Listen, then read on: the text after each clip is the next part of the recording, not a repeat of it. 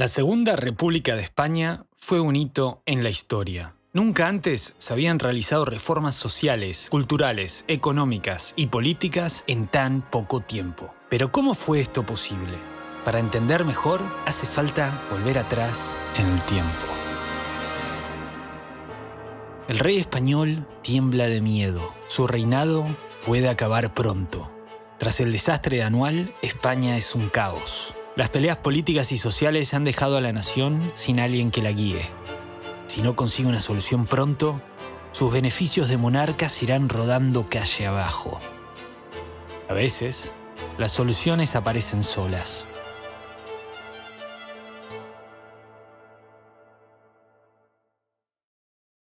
Miguel Primo de Rivera declara el estado de guerra en Cataluña y envía a sus soldados a la calle. Tiene el apoyo de la oligarquía, los conservadores, los nacionalistas catalanes y de un puñado de generales. Su mensaje es claro: es un golpe de Estado.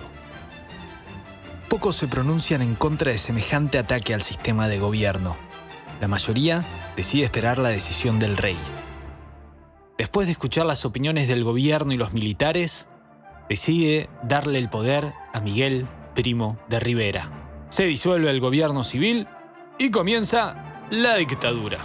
Ni bien llegado al poder, Primo de Rivera entierra el expediente Picasso, declara el estado de guerra en toda España, suspende la Constitución, instala militares en todos los puestos de importancia, prohíbe el uso de otra lengua que no fuera el castellano, censura a la prensa, reprime las organizaciones de izquierda y se hace amigo de Mussolini. Incluso consigue que parte del socialismo trabaje con él, provocando una ruptura en el partido de izquierda. Tiene a su favor la bonanza económica mundial de los años 20. Para 1925 ya tiene un férreo control del país, pero no en las colonias. Allí, los rifeños habían expulsado a los españoles de gran parte de la colonia y establecido la República del Rif.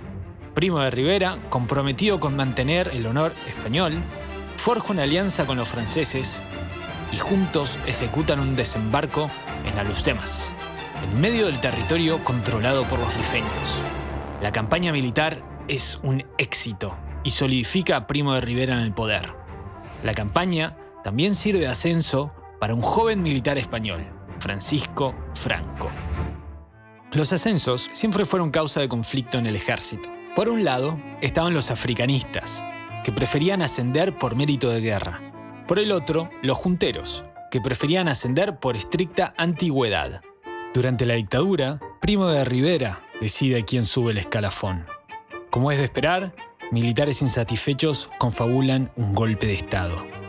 Consiguen el apoyo de políticos del antiguo régimen y se preparan para actuar. Primero, el general Aguilera se sublevaría en Valencia, seguido por el general Riquelme, que tomaría el control de las fuerzas militares en Madrid. Y a continuación, Patet en Tarragona y otros levantamientos pequeños. Sin perder tiempo, el conde de Romanones visitaría al rey para exigir la destitución de Primo de Rivera y el nombramiento de Aguilera como jefe de gobierno. Deciden que el día para actuar será la madrugada del 24 de junio, la noche de San Juan. Estos humanos son unos sopencos. No seas un sopenco. Y mira el video que aparece acá al lado mío. También, si tenés ganas, suscribite, dale like, comentá. Hasta la vista.